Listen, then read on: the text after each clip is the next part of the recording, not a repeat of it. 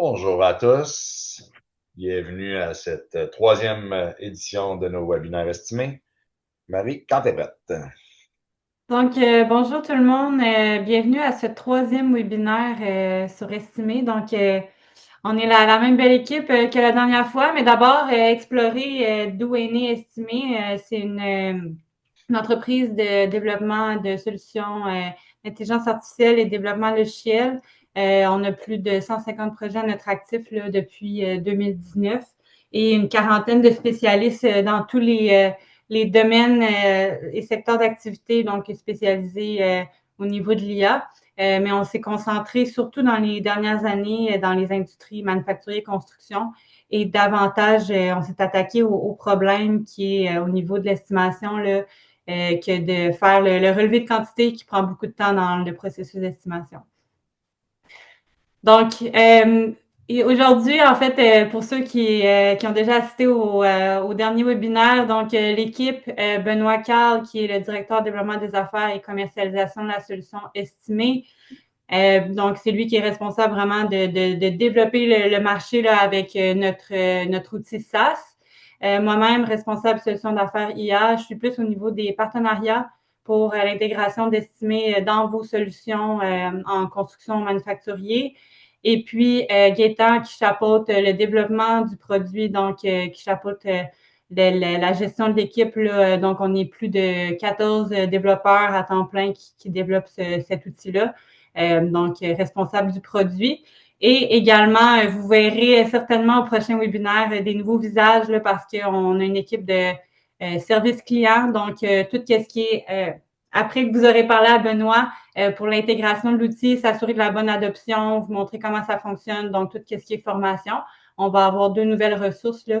D'ailleurs, on vous avait partagé l'offre d'emploi dans le dernier webinaire. Donc, pour ceux qui ont appliqué, merci beaucoup. Donc, on est en cours là, d'embauche.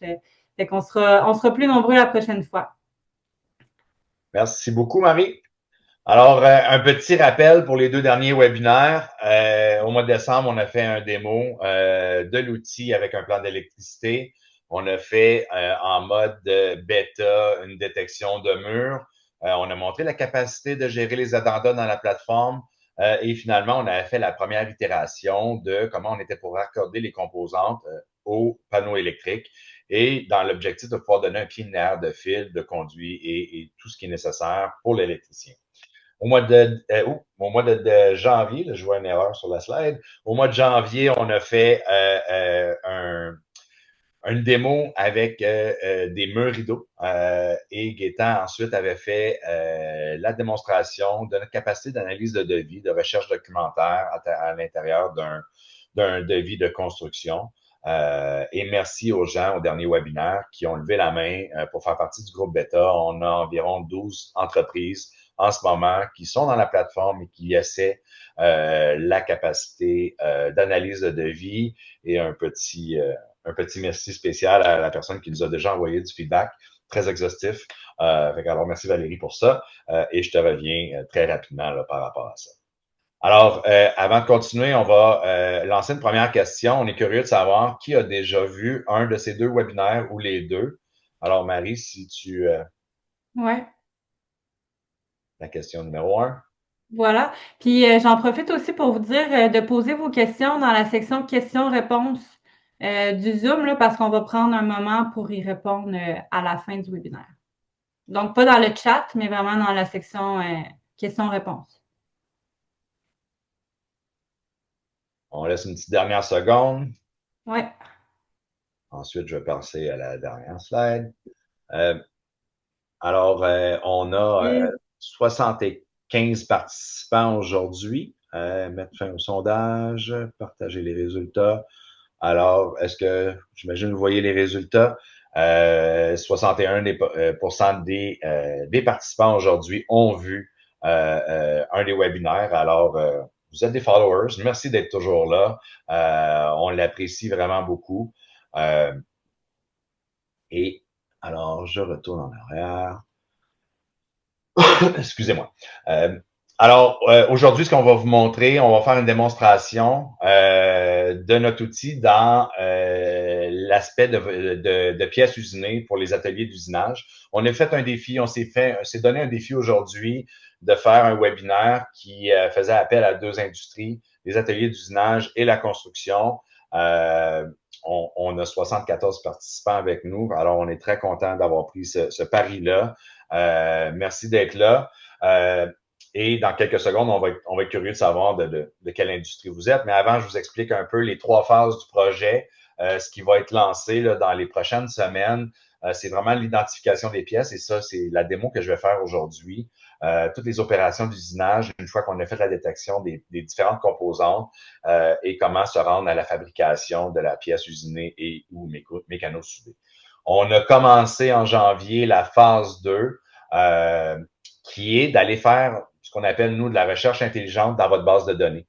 On va essayer d'aller comparer un projet nouveau à vos projets historiques et essayer euh, de les corréler et de trouver les plus semblables avec un pourcentage de similitude entre les deux projets, toujours dans le but d'améliorer le temps de réponse dans vos estimations et d'avoir des estimations aussi plus précises basées sur votre historique.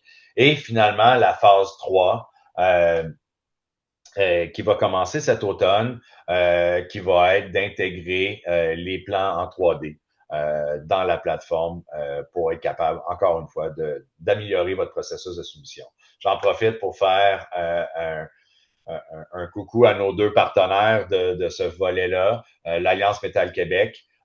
Et encore une fois, c'est un projet collaboratif. La phase 1 a été faite en collaboration avec 10 entreprises qui sont membres de l'AMQ. La phase 2 qui est en cours de qualification. Il reste encore 2 places pour ceux qui sont intéressés. Et que si vous êtes dans l'industrie des pièces usinées, n'hésitez pas à nous écrire par la suite là, pour pouvoir participer au projet. Et ça se fait en collaboration avec Transal, qui est un autre organisme de regroupement des entreprises dans la transformation de l'aluminium. Et la phase 3 va se faire encore en collaboration avec l'Alliance Métal Québec. Alors, on est curieux de savoir, vous êtes dans quelle industrie? Et moi, j'en profite pour changer d'interface. Alors, on voit que une grande majorité des gens qui sont ici sont de l'industrie de la construction. Alors, on espère que euh, ça va vous intéresser quand même les 10 prochaines minutes. On va essayer de faire ça rapidement et ça va être la seule fois qu'on va faire une combinaison des deux industries dans le même webinaire. Mais c'est quand même intéressant de voir la technologie, comment elle peut aider à différents égards.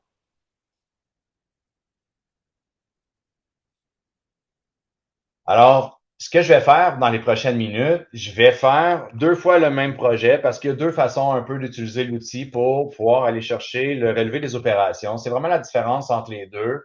Euh, document, voilà. La différence entre le volet construction et le volet pièces usinées, c'est que plutôt que d'aller chercher un relevé de composantes avec un bordereau de quantité, on va faire un relevé d'opération. Alors, c'est quand même il y a une différence assez importante.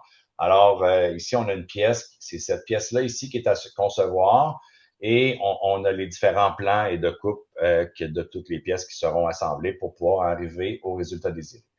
Alors, le premier projet qu'on va faire, ça va être d'aller chercher le tableau qu'il y a ici et de l'incorporer à l'outil. Alors, je vais prendre la catégorie pièces et je vais faire un processus de tableau de composants et je lance le dit processus. Alors, comme vous avez vu dans les premiers webinaires, on peut utiliser l'outil pour faire plusieurs projets en même temps. On peut lancer plusieurs processus en même temps aussi. Et là, je vais faire le même projet, mais je vais faire abstraction du tableau dans la mesure où les tableaux ne sont pas toujours présents dans les plans de pièces à usiner. Alors, je vais venir guider l'outil davantage au départ, où est-ce que je vais venir chercher l'ensemble des différentes coupes et pièces qui sont nécessaires pour faire le projet. Donc là, il faut que je m'assure d'aller chercher chacun des ensembles. Et oui, il va y avoir des superpositions de boîtes, mais c'est pas un enjeu. L'outil permet ça. Et ne causera pas d'enjeu non plus. Comme ça. Et finalement, on donne la pièce en entier aussi. Ça va être pertinent pour l'outil de pouvoir le voir. Alors, je prends la même catégorie pièce. Et ici, plutôt que de faire un processus de tableau de composants, je vais venir faire un processus de pièces et je lance le processus. Quand je suis dans un projet ou dans l'autre, je suis toujours en mesure de suivre les processus des différents projets. Et s'il y avait d'autres estimateurs dans la plateforme, on verrait l'ensemble des notifications. Alors, le premier processus prend entre 2 et 3 minutes. Alors, on va tranquillement retourner vers le premier projet. Je m'en vais dans sélection de légende et on va le laisser terminer son processus. Ce que je vais venir faire ensuite, je vais venir, voilà, c'est terminé. Un petit rafraîchissement ici rapide. Oh, OK. Alors, ce que je vais venir faire, je vais venir prendre une des pièces, okay, qui est la pièce item numéro 2, qui est elle ici. Je vais venir rajouter un autre élément un complément d'information pour l'outil. Je vais venir prendre l'image et là, je viens de l'ajouter directement dans la composition. Je vais venir guider l'outil à savoir quelle opération on voudrait avoir. Évidemment, il y a de la découpe pour pouvoir y arriver. Il y a du perçage et aussi il y a du taraudage filage. Je vais mettre ça à jour. Taraudage filage, là, je vous explique. Là, ici, ça va être des vis là, qui seront éventuellement installées. Alors, c'est pour ça qu'on fait ça. Alors, une fois que j'ai fait ça, je m'en viens en mode détection. Il a choisi la pièce et je viens faire le processus d'extraction des opérations. Et je lance le processus. Le processus prend, quand c'est juste une pièce comme ça, pour prendre entre 1 et 2 minutes. Et dans l'ensemble des pièces, va prendre environ 3 minutes. Et ce processus de pièces-là, il est presque terminé. Alors, je retourne, suivez-moi, on retourne au deuxième projet. On va aller voir le processus de sélection des pièces ici là, qui est en train de se compléter. On est à quelques secondes. Et ce qu'on va faire par la suite, c'est qu'on va venir sélectionner l'ensemble des pièces en utilisant l'outil de multi-sélecteur qui est ici. Et on va lancer directement le processus d'opération. Et on va pouvoir comparer le résultat des deux dans quelques minutes. Là, c'est quelque chose qui se fait quand même assez rapidement. Alors, je le mentionnais il y a quelques minutes. Pour ceux qui sont dans cette industrie-là puis qui ont de l'intérêt de vouloir collaborer au développement et pouvoir bénéficier de certains avantages par la suite, n'hésitez pas à nous écrire. Là, on est encore à la recherche de clients partenaires. À terme, dans ce volet-là, on va avoir 30 entreprises qui vont avoir collaboré, fait que 10 par différentes phases, qui vont avoir collaboré. Et ça fait en sorte que nous, nos outils répondent directement aux besoins du marché quand on travaille en collaboration avec les gens de l'industrie. Alors, on peut voir que le processus d'extraction des opérations est terminé ici. On va laisser quelques secondes encore au processus d'extraction de pièces parce que je veux quand même lancer le processus d'extraction des opérations dans ce projet-là aussi et vous montrer le résultat par la suite. Ça ne devrait plus être très long. Alors, voilà. Fait que ce que je vais venir faire, je vais venir faire une sélection de l'ensemble des pièces. Je retourne dans mon mode de détection et je lance mon processus d'extraction des opérations et je lance le dit processus. Je le laisse rouler. Je retourne au premier projet qu'on sait que le processus a terminé. Fait que là, je m'en viens ici. Je clique sur la pièce et on voit qu'il y a de la découpe et du perçage à faire dans cette pièce-là. Et si on va chercher le détail, tout le détail de ce qui est à faire avec les dimensions et le finition, tout ce qui est au plan a été amené dans les opérations à faire. On peut aller voir dans la section inventaire. On va voir le même résultat ici. Alors, découpe. Et si je veux aller voir le perçage, alors tout ce qui est ici était dans la plateforme annotation il y a quelques secondes et je peux très bien télécharger ce document-là en Excel et pour amener toute cette information-là dans un autre outil ou de pouvoir le conserver en fonction de vos besoins et de comment vous gérez les opérations. Alors, on retourne à la plateforme. Je vais en avoir pour une minute ou deux. Alors, on a environ pour 2 minutes encore. Si on en profite, Marie, on pourrait lancer la troisième question tout de suite. On va aller un petit peu en avance. On est curieux de savoir c'est quoi l'outil que vous utilisez en ce moment pour vos take-offs. Ah non, je me suis... On aime ça savoir à qui on parle. Alors, est-ce que vous êtes des estimateurs? Est-ce que vous êtes un associé ou un propriétaire qui fait l'estimation lui-même? Un petit clin d'œil à nos compétiteurs qui nous suivent. Ne soyez pas gênés, on sait que vous êtes là, vous pouvez le marquer. Et puis, c'est ça. Alors, on a une grande majorité des gens, alors plus de la moitié, sont des estimateurs. On laisse encore une petite minute là pour finir le vote. Là, on a près de 70% des gens qui ont répondu, un petit peu plus maintenant. Alors, on va mettre fin au sondage. Je vais partager les résultats, permettre de le voir. Alors, on voit là qu'il y a 44% qui sont estimateurs, il y en a un 9% qui sont propriétaires estimateurs. Alors, plus de la moitié des gens qui sont ici font de l'estimation. Merci d'être là encore. Ah, et je vois aussi un 9% de directeurs. Alors, on est près de 60% là, de gens qui font de l'estimation au quotidien. Alors, c'est vraiment pour vous qu'on fait ces webinaires-là, pour vous montrer comment l'outil vient vous assister dans votre travail plutôt que de vous remplacer, là, comme certaines entreprises ont beaucoup de plaisir à le dire. C'est pas la vision qu'on a. Alors, le projet est terminé ici. Je retourne dans ma section annotation où est-ce qu'on peut voir le travail de l'IA, où est-ce qu'on peut venir valider que tout a été bien fait. On croit que la validation humaine fait partie intrinsèquement de comment travailler avec l'intelligence artificielle. Alors, on va prendre une autre pièce ici. Fait qu'on voit qu'il y a de la découpe pour pouvoir arriver aux dimensions de la pièce qui est ici. Il y a du perçage à faire et du taraudage, filetage pour qu'on puisse voir, qu'on puisse venir installer une vis. Là, la vis, on la voit ici. Okay? Et ça, là, ça s'est fait là, pour l'ensemble des pièces. Okay? On est venu détecter la plupart des opérations qui sont à faire. Et encore une fois, c'est disponible ici à la fin où est-ce qu'on peut venir voir toutes les opérations qui sont nécessaires pour pouvoir arriver à la pièce qui est demandée au plan. Alors, j'espère que cette démonstration-là vous a plu. J'arrête le partage et on va donner la parole à Gaétan pour la suite des choses. Benoît, j'en Oui. profiterai pour lancer la question que tu posais à l'avance tantôt au niveau de l'outil. Oui, on peut. On va donner le temps à Gaétan d'être prêt, mais oui, on peut. Merci de prendre le temps de répondre à ces sondages.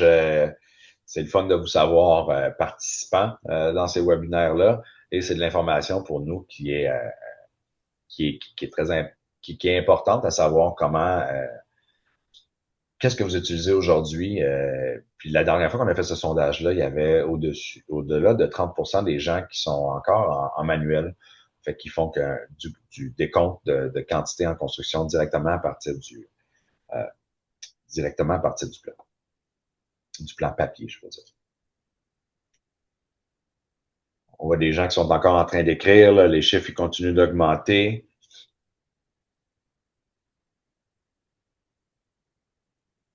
Alors, question de continuer, là, on va mettre fin au sondage. Et j'ai-tu... Parfait. Je sais pas ce que ça donne si je fais ça. Ça fait-tu un tableau avec des grosseurs de mots, Marie? Moi, je vois pas Non, ce que je vois. je vois Non? rien. OK. Non. Parfait. Fait que je vais y aller du coup sur ma partie. Moi, l'objectif aujourd'hui, c'est de vous présenter quelques outils qu'on a qui sont vraiment intéressants, qui sont là pour supporter un petit peu les travaux qu'on va faire avec de l'IA, avec donc nos outils de détection des icônes en électrique, nos outils de détection des murs. Justement, on va en voir un présentement dans le document. Fait que dans le fond, les choses que je vais vous montrer aujourd'hui, c'est comment est-ce qu'on fait pour mettre à l'échelle un plan. Qu'est-ce qu'on a mis en place au niveau des mesures, pourquoi on le fait de cette façon-là. Et puis également vous présenter donc deux utilitaires supplémentaires, qui est la classification des plans, et puis dans un second temps également, comment est-ce qu'on fait pour regrouper son take-off comme on le veut, pour le personnaliser, pour sortir les informations de manière agrégée également pour pouvoir faire sa partie estimation. Fait que, dans le fond, ici, j'ai un plan de maison individuelle. Et puis, ce qu'on va faire, c'est qu'on va venir mettre à l'échelle, finalement, tous les murs du document. Fait que pour faire ça, en fait, dans le fond, ce que j'ai besoin de faire, c'est j'ai besoin de prendre, dans le fond, une cote dans mon document. Donc là, par exemple, je vais prendre celle-ci, 26, 21 pieds, 6 pouces. Fait que je vais venir cliquer donc sur la partie qui est là. Je vais venir mettre une petite annotation ici. Et puis, je vais venir sélectionner mon unité, c'est en pieds et pouces, et mettre le 21,6 qu'on voyait à l'écran. Donc là, dans le fond, ça va juste établir la conversion pour mettre pas mal tout le document finalement à l'échelle. Fait que derrière, ce que je peux faire, c'est maintenant, je peux venir demander à mon système d'IA une analyse des murs. Fait que je vais lui demander d'extraire tous les murs qu'on a dans le document. Fait que ça va permettre notamment cette partie-là de savoir un petit peu euh, qu'est-ce qu'on a en termes de structure, mais aussi c'est ce qui pose les bases pour être capable de faire l'isolant, la peinture, le gyps. Fait que c'est un petit peu un de nos processus phares. Fait que pendant que ça travaille, on va regarder autre chose pour l'instant. Puis après, on va revenir, puis on verra justement la mise à l'échelle de chacun des éléments. Si vous avez été un petit peu attentif ici, donc on a accès à plusieurs unités dans le fond de mesure. L'idée pour nous, en vous offrant autant de choix, c'est pas tant qu'on s'attend à ce que vous mettiez vos documents en millimètres. C'est pas très pratique pour faire les calculs, mais c'est plutôt que nous, on veut vous afficher l'information de la même façon qu'elle est écrite dans le plan. Parce que si je vous donne une information en mètres et que dans le plan elle est écrite en pouces, bah vous allez me dire, c'est pas pratique à valider. Fait que l'idée, c'est que vous puissiez faire une conversion rapide, efficace, en un clic dans l'application, mais aussi que vous puissiez la personnaliser en fonction de ce que vous voulez. Fait que nous, ce qu'on préconise dans le plan, c'est d'utiliser l'information du document, puis par exemple, plutôt dans la page d'inventaire, là où vous allez travailler vos coûts, d'aller utiliser l'unité de mesure avec laquelle vous êtes le plus à l'aise, peut-être les pouces, les pieds, pouces, à voir. Fait que c'est un petit peu ça la dualité dans le fond à ce niveau-là. Puis l'autre intérêt de cette partie, c'est que nous, en fait, dans le fond, chacune des mesures, comme par exemple le 20 pieds 5 pouces qu'on peut voir ici, on va le stocker en fait de manière standardisée, c'est-à-dire en millimètres. Et l'idée, c'est que toutes les mesures, peu importe leur unité, on va venir les stocker dans le même format. Ça nous offre une flexibilité qui est assez intéressante, c'est celle de pouvoir faire des calculs, autant multiplier des pouces que des mètres, que des millimètres, puis venir finalement créer des choses à partir de ça. Fait que si par exemple vous avez, admettons, une surface qui est en pieds et pouces, puis vous voulez la remplir avec de l'isolant, qui peut être un isolant qui fait 4 mètres par exemple par 60 centimètres par 10 millimètres d'épaisseur. Ben, je viens de citer quatre unités de mesure différentes, puis ça va pas être simple d'aller remplir le système. Mais nous, comme on standardise chacune des informations et qu'il y a dans une unité qui est la même partout, ben, c'est très facile pour nous d'aller faire les calculs avec ça, de savoir quelle quantité de matériel il faut pour venir remplir l'espace. Fait que c'est un petit peu ça l'idée derrière notre système de mesure. Fait que dans le fond, je pense que mon système devrait pas trop avoir fini. Ouais, il a terminé, c'est parfait. Fait que du coup, ici, on peut voir en fait, je vais juste les mettre en valeur, tac, avec le petit sélecteur multiple ici. Donc on peut voir en fait tout ce qui a été détecté comme étant des murs dans le document. Et puis si on s'intéresse un petit peu plus au côté micro, par exemple on peut cliquer ici, puis là on voit que c'est 96 pouces, la dimension donc du coup de l'ouverture qu'on note ici. Puis si moi je l'ouvre tout simplement par là, tac. Je peux la transformer en pouces, puis je suis à 95,36.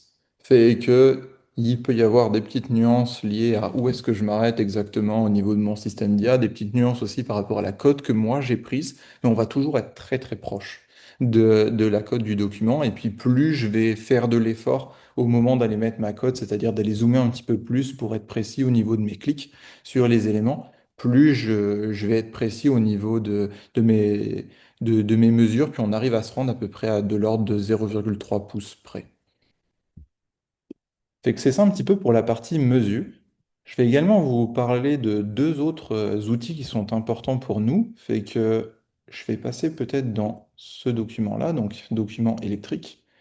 Fait que dans le fond, dans les documents électriques, ce qu'on avait dit les fois précédentes, c'est qu'on est capable de lancer des outils pour venir détecter des prises de courant, des symboles électriques, puis des outils pour aller chercher des codes.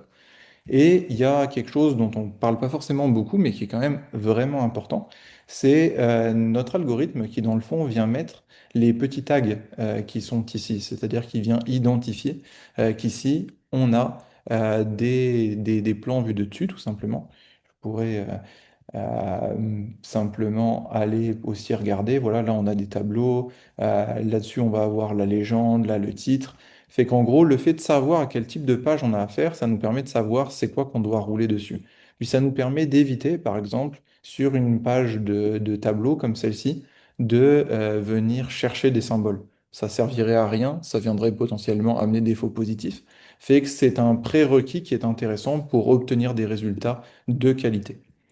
Et puis ce que je veux vous montrer aussi à travers ce plan-là, c'est un utilitaire dans le fond qu'on a qui vous permet de gérer par exemple tout ce qui va être la démolition versus l'existant, ou qui vous permet tout simplement d'associer des notes et des éléments à vos éléments électriques. Fait que tout simplement ici par exemple, au niveau de l'électrique, on peut avoir des symboles qui ont des petites particularités les uns par rapport aux autres. Fait que par exemple un serpentin électrique, oui je les ai tous détectés, mais celui-ci, en fait, il est un petit peu différent de celui-là parce que lui, c'est 10 000 watts et puis lui, c'est 1000 watts. Fait que si jamais je voulais renseigner la différence, puis faire la différence au niveau du take-off, dans le fond, je pourrais sélectionner ici ma puissance, puis sauvegarder l'information. Pendant ce temps-là, je peux aussi m'intéresser à la partie démolition versus existant. Si par exemple, je m'intéresse à cette partie-là, puis en fait, cette partie-là, je sais que c'est juste une zone que je dois démolir, j'ai rien à créer là-dessus, ben, je pourrais également venir mettre une boîte comme ceci pour prendre toutes mes notes et ici marquer démolition. Hop. Puis sauvegarder l'information. Et dans le fond, quand je vais aller ensuite très simplement dans ma page d'inventaire ici, je vais pouvoir grouper mes éléments en fonction des informations que j'ai récupérées. Fait que tout à l'heure, donc on était dans les serpentins de chauffage. Donc moi j'en ai mis un, j'en ai mis quelques-uns d'ailleurs avant. Puis si je décide de grouper par ma puissance, eh ben, je vais voir que tous les serpentins de chauffage, qui étaient tous décomptés de la même façon, ont été séparés en fonction de leur attribut puissance. Fait comme ça, au niveau de ma sortie, au niveau du take-off, je peux filtrer ces informations comme ça pour mettre des prix différents sur chacun de mes éléments. Au niveau également de la partie de ce coup-ci, ce qu'on avait fait au niveau de la démolition, si je veux savoir qu'est-ce qu'il y a à démolir versus qu'est-ce qui est de l'existant, je peux choisir de grouper par note. Puis dans ce cas-là, ce qui va venir m'intéresser, enfin, ce n'était pas l'éclairage que j'avais en tête, que je voulais regarder, les prises de courant, dans le fond, tantôt, a fait qu'on vient voir que voilà, toutes les prises que j'ai sélectionnées dans mon groupement, sur lesquelles j'ai appliqué la note démolition, eh ben, elles sortent en fait séparément. Fait que ça me permet de décompter différemment mes produits selon les informations que je leur associe. Et puis, mon exportation, qu'on a, en fait, quelle que soit l'exportation que j'utilise, elle s'adapte dans le fond à la vue que j'ai au niveau de mon écran. C'est-à-dire que si j'ai groupé les infos par note, mon exportation va être groupée par note. Si mes infos sont libres, dans ce cas-là, elles sortiront comme elles étaient à l'écran. Puis finalement, un petit dernier outil que je voulais vous montrer, en fait, c'est le même outil, mais sur un petit cas d'usage différent, pour rappeler un peu les différentes choses dont on a pu parler précédemment. Si on s'intéresse à un plan, par exemple, où on irait chercher de la vitrerie, et puis où on se dirait, comment est-ce que je peux faire pour ne pas décompter mes fenêtres de manière systématique sur tous mes plans, tous mes étages, parce que je me dis, OK, l'étage qui est sur mon plan d'élévation ici, admettons celui-ci, bah, peut-être qu'il se répète 18 fois, exactement de la même façon sur ma hauteur. Fait que dans le fond, ce que je pourrais faire, c'est que je pourrais justement dire, cette partie-là se répète 10 fois et venir tout simplement sauvegarder cette information. Fait que j'ai fait la même chose ici, puis j'ai mis que cet étage-là se répétait 4 fois. Puis au niveau de notre inventaire, derrière, on va pouvoir faire plusieurs choses. On peut ou, comme tout à l'heure, venir grouper sur le champ quantité qui est plus un multiplicateur dans le fond. Et puis on voit que mes F5 et mes F3 de mon étage du bas, ou sur lesquels j'avais une dizaine de boîtes, ben, elles apparaissent comme étant dans la catégorie quantité 10. Mes F5 et mes F3 de l'étage d'au-dessus, elles apparaissent en quantité 4. Puis ici, derrière, je choisis de venir agréger mes données. Je vais pouvoir avoir la quantité totale que ça représente d'éléments pour chacune des choses. Puis là, donc, du coup, j'ai groupé sur chacun de mes étages, mais je peux dégrouper aussi mes étages ici.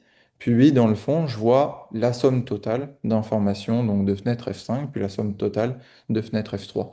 Fait que c'était pour vous montrer, dans le fond, quelques petits utilitaires autour des outils d'IA qu'on développe qui vous offrent beaucoup de flexibilité par rapport à la façon dont vous avez l'habitude de traiter vos documents. C'est ça pour moi, Ben. Je te rends la balle. Merci beaucoup, Gaétan. Je vais repartager mon écran tout de suite. Euh, vous voyez bien mon écran? On Ouais. voit bien son écran. Parfait, merci. Alors, Gaétan, merci pour ces utilitaires-là. Je pense que j'ai même vu une question que tu as déjà répondu là, dans les gens, mais ça fait vraiment partie des questions que je me fais poser régulièrement. Je rencontre des dizaines d'entreprises là, en construction là, par semaine, par mois, depuis plusieurs mois. Et c'est le genre de questions, là, comment on fait le multiplicateur, comment on peut aller mettre des notes, comment on peut séparer une page où est-ce qu'on voit le plan de démolition sur la même feuille PDF et que le plan de construction ensuite. Alors, tous ceux qui posent ces questions-là, là, je pense que Gaétan vient d'adresser beaucoup de ces points-là avec ces utilitaires-là qui sont vraiment pertinents dans votre réalité de contingent. On l'a mentionné dans les premiers webinaires, c'est fait en collaboration, ce développement-là, un peu au même titre que les pièces usinées en construction. On est rendu à une douzaine, 13 entreprises là, qui sont experts métiers avec nous. Là, ça veut dire qu'ils sont partenaires dans la solution. On a livré le module d'électricité, murs, rideaux, portes et fenêtres résidentielles. On est dans la pré-commercialisation. Merci à les gens là, qui ont levé la main pour faire partie des groupes bêta. D'ici quelques semaines, on va pouvoir commencer. On va lancer la pré-commercialisation de pièces usinées. Alors, quand vous allez quitter le webinaire, vous avez un sondage. On vous remercie d'y répondre. C'est une question toute simple pour commencer. Mais s'il y en a qui sont intéressés par faire partie de la pré-commercialisation de pièces usinées, ça va être le moment de lever la main.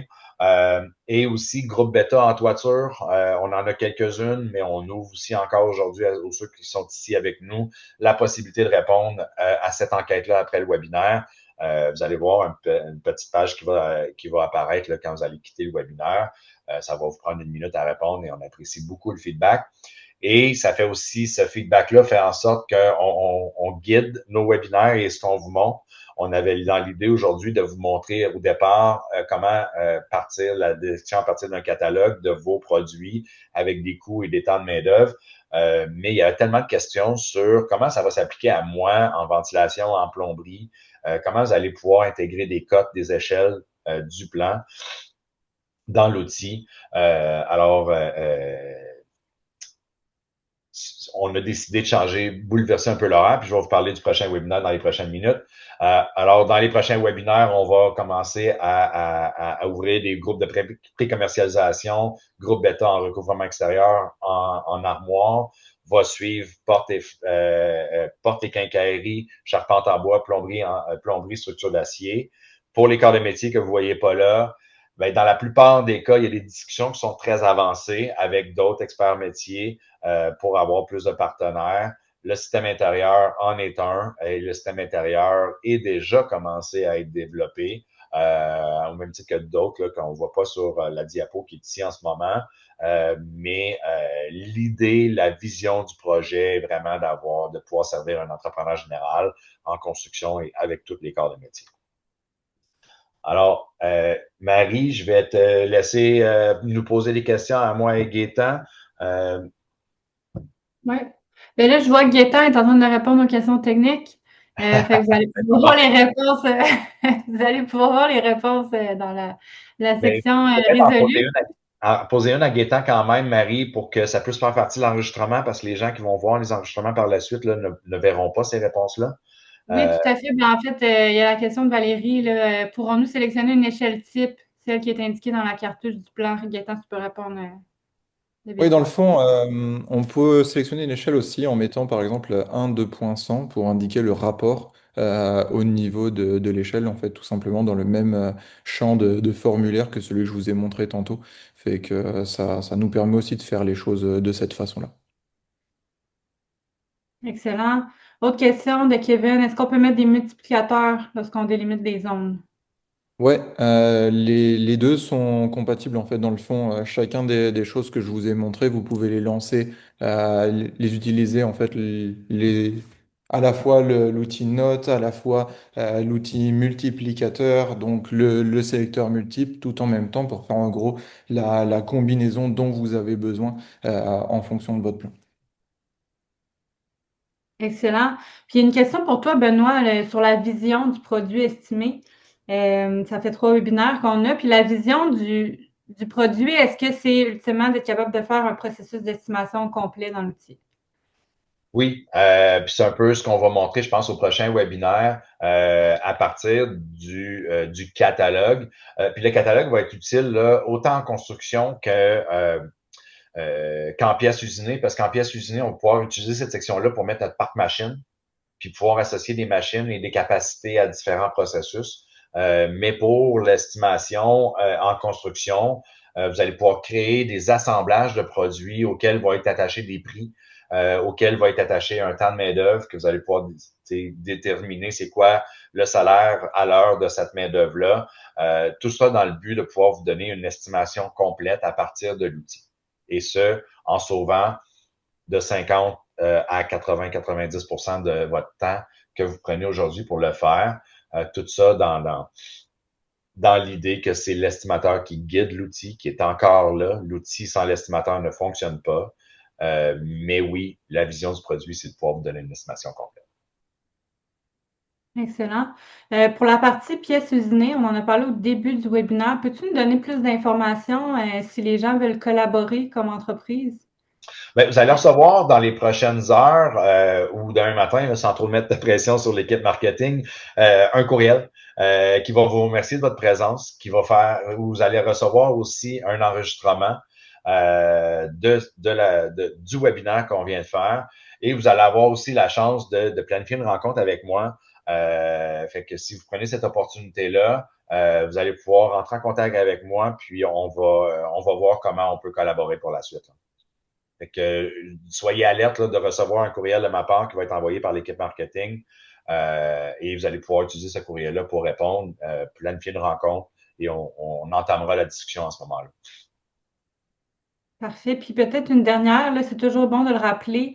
Au niveau des coûts, si on veut s'abonner, on veut utiliser l'outil, comment ça fonctionne? C'est-tu par employé, par entreprise? Combien de licences utilisateurs? C'est par organisation. Je vais vous donner l'exemple aujourd'hui pour un électricien. C'est 500 $ par organisation. C'est vraiment, on dit qu'il y a une limite de 25 utilisateurs. ça n'a pas créé d'enjeu pour le moment. Il n'y a pas d'enjeu de notre côté que ce soit plus d'utilisateurs, tant que c'est le même domaine. C'est une licence par organisation. Et ensuite, c'est l'utilisation des crédits.